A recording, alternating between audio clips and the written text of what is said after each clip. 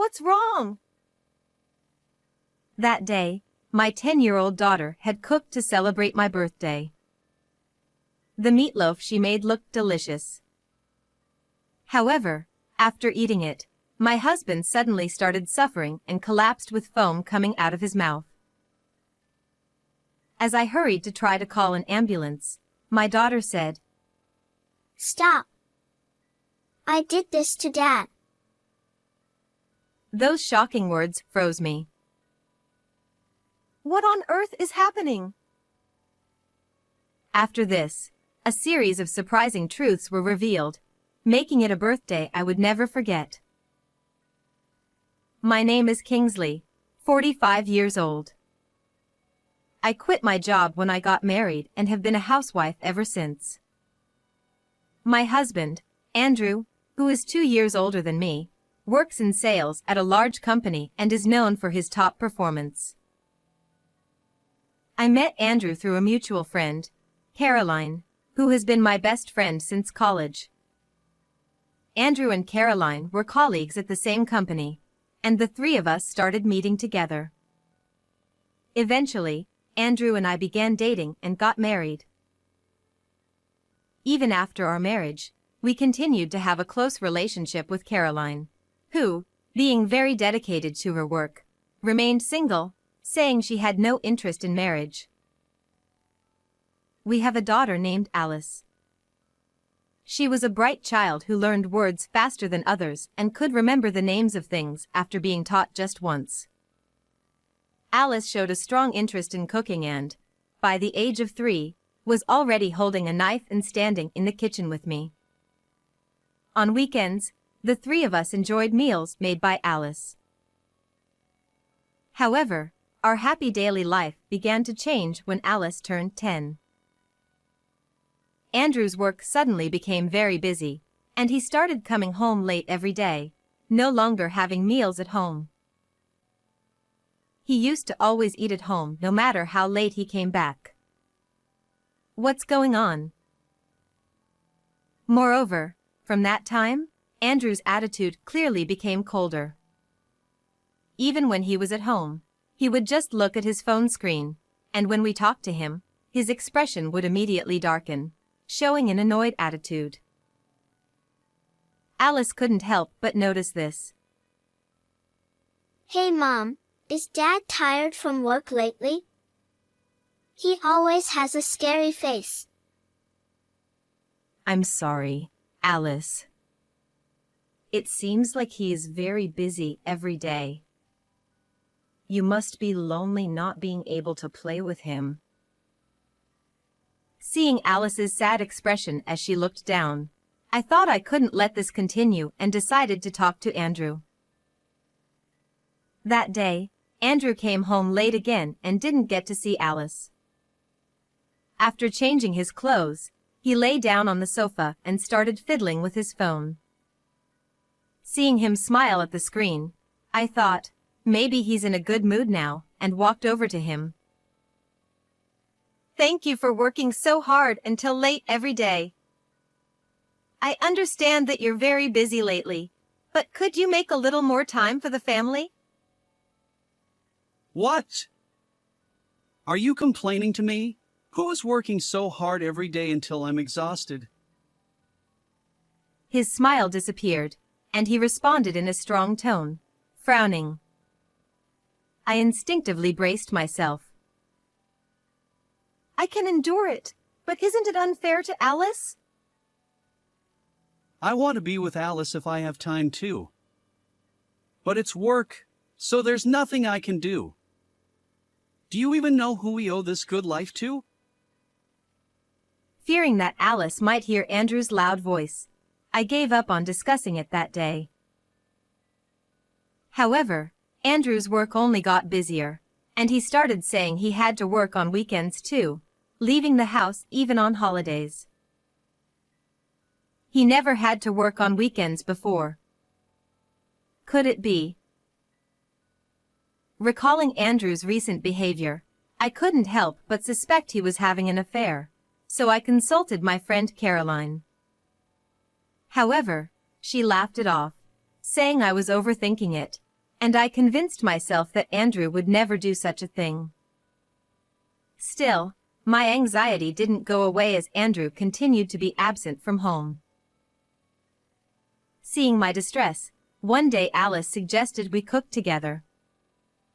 Alice had inherited an old laptop that Andrew used for work and enjoyed looking up recipes on it. You're worried because I'm not feeling well, right? Thank you, Alice.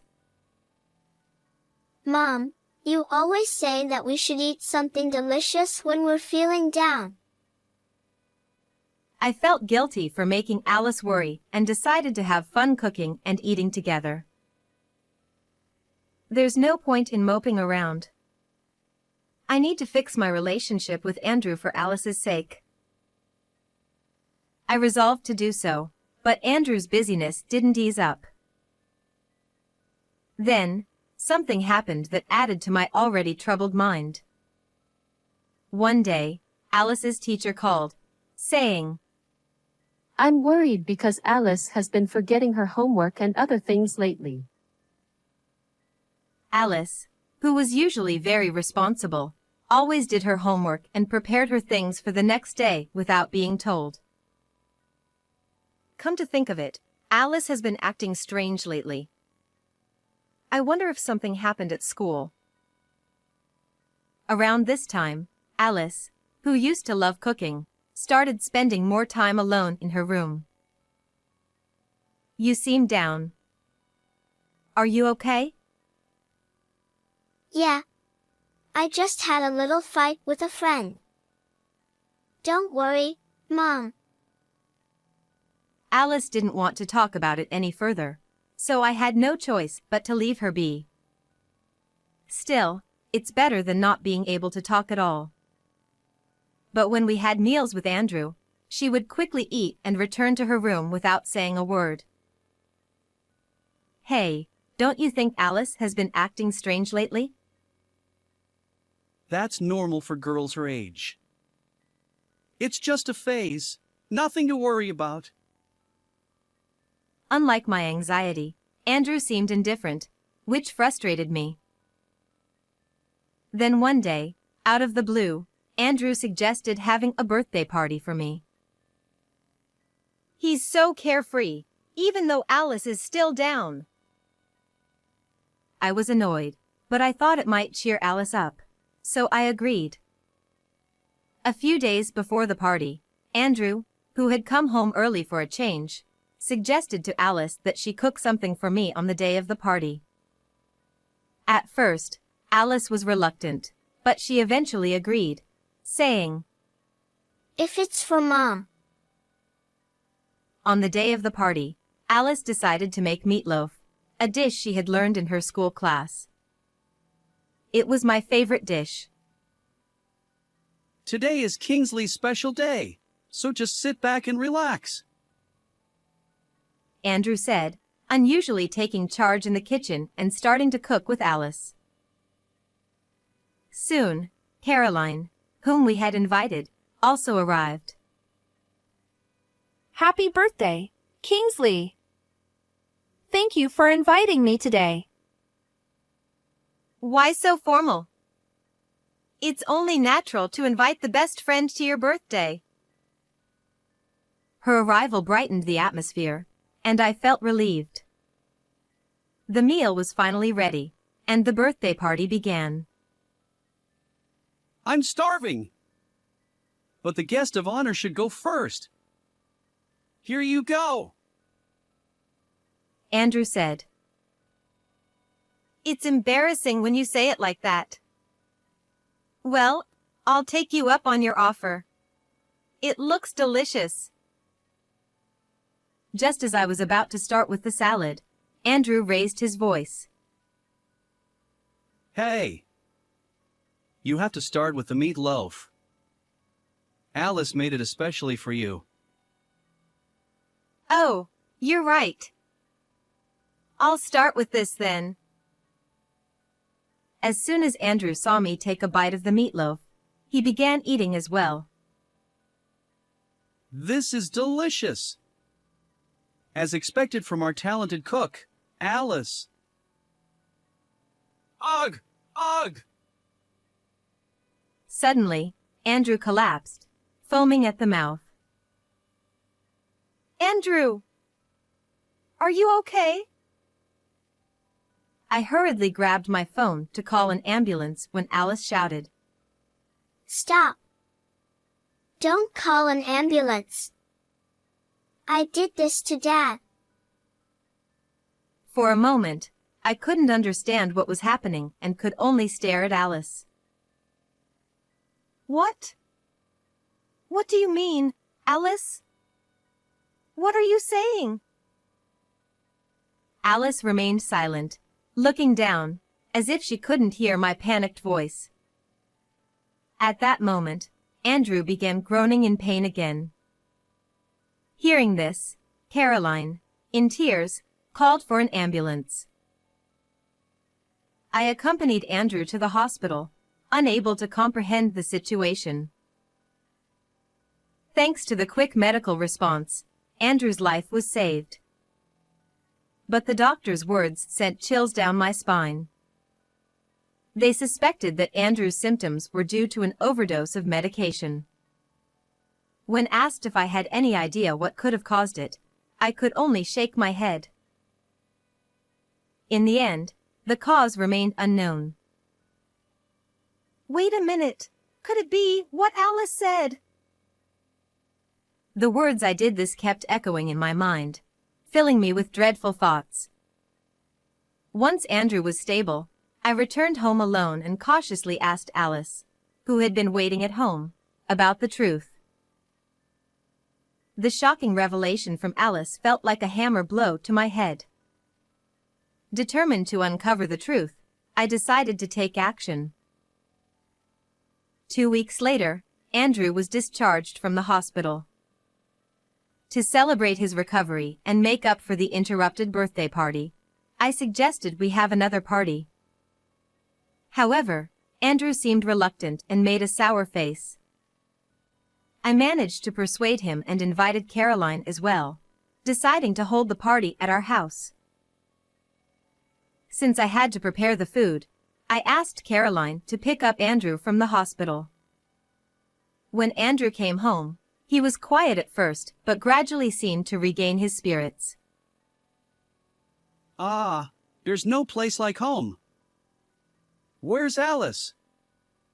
Alice! Andrew called out. She's been staying at my parents' house since that day. She hasn't been herself lately, so I thought a change of scenery might help her feel better. Andrew looked disappointed to hear that Alice wasn't home, but his mood improved as he saw the feast being laid out. Even though Alice isn't here, let's celebrate with the three of us. I'll bring out the main dish now. Kingsley, you seem more enthusiastic than usual. Andrew remarked. I brought out the freshly cooked dish, still steaming, and placed it in front of them. Andrew and Caroline, who had been chatting happily, exchanged glances and frowned. This is meatloaf, isn't it? Andrew said. Why is this the main dish? Caroline added. Ignoring their reactions, I sat down and said, If I remember correctly, this is your favorite dish, right? Don't be shy, dig in. Go ahead. Seeing them hesitate, I smiled faintly. What's wrong? Is there a reason you don't want to eat? Looking startled, they cautiously took small bites. Kingsley's meatloaf is always delicious. Andrew said. Really? You've always been a great cook. Caroline added.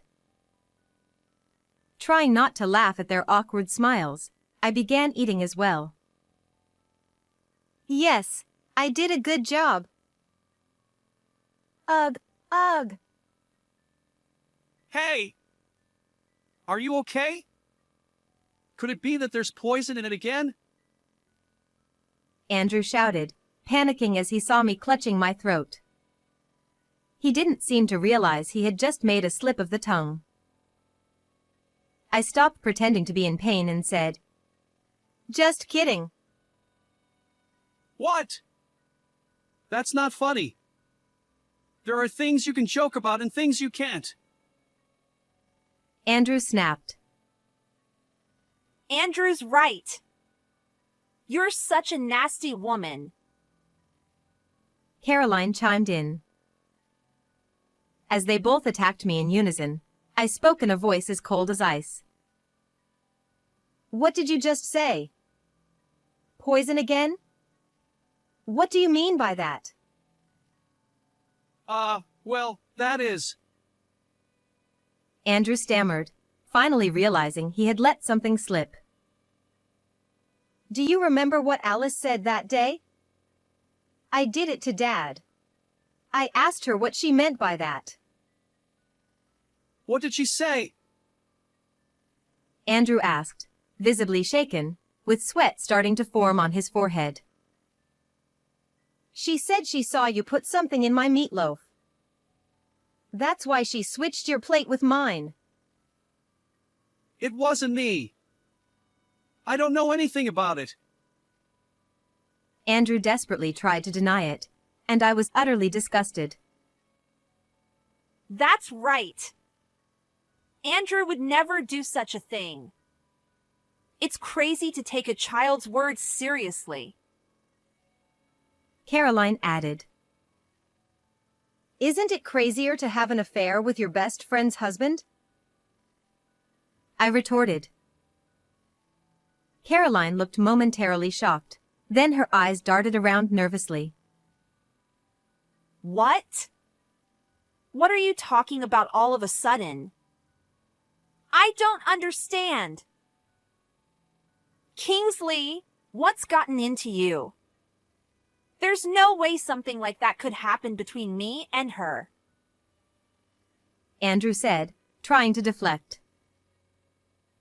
I glared at them and pulled out my phone, opening the screen.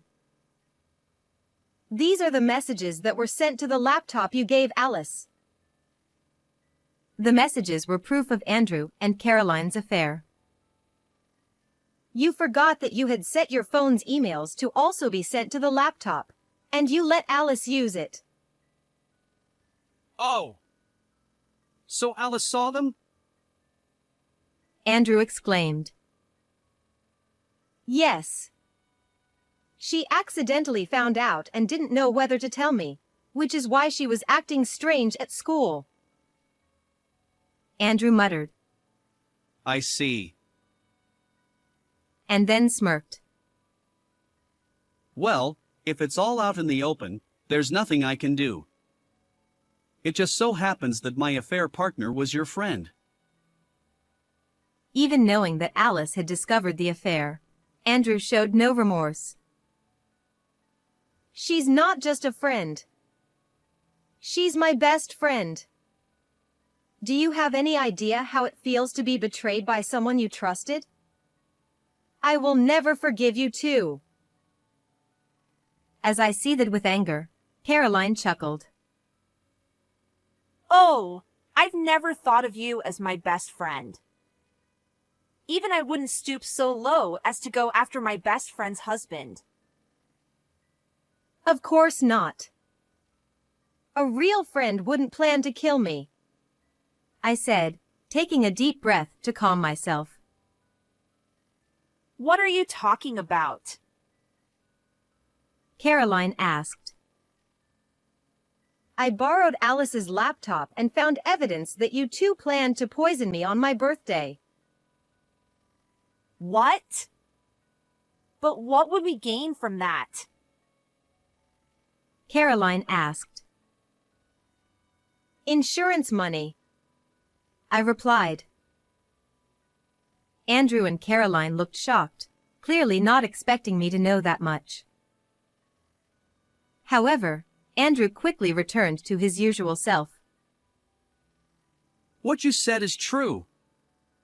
but I'm the one who actually ate the drugged meatloaf and almost died. Just planning it shouldn't be a big deal, right? Andrew said. That's right. We didn't actually do anything. Too bad for you. Caroline added. Seeing their smug faces, I felt laughter bubbling up past my disappointment, but I held it back. Since you seem unaware, let me inform you. Even if it was just an attempt, planning it is still a serious crime. Too bad for you. What? No way! Andrew exclaimed, clearly shaken by this new information. Of course, I recorded this entire conversation. Your confession is all there, so it's as good as a signed confession. As I laid out the harsh reality, Andrew suddenly spoke up. Kingsley, I was just manipulated by Caroline. I'll break up with her right now. Let's start over. How could you? Trying to save yourself. You're the one who suggested going after Kingsley's insurance money. Caroline retorted. Don't lie. You were the one who planned it. Andrew shot back. Watching them blame each other, I was utterly disgusted and just stood there silently. I will divorce you, Andrew. And I will demand alimony, so be prepared. Not only will I be arrested, but I'll also lose money. Andrew muttered, looking as if the world had ended. Caroline, smirking, watched him with amusement. And you won't be laughing either. You'll pay alimony too. After all, I'm a nasty woman, right? Why did it come to this? My life is over. Caroline cried, collapsing and sobbing, but I felt nothing. I told you, I will never forgive you too. Enjoy your time together in prison. Seeing their stunned faces, I felt a sense of relief.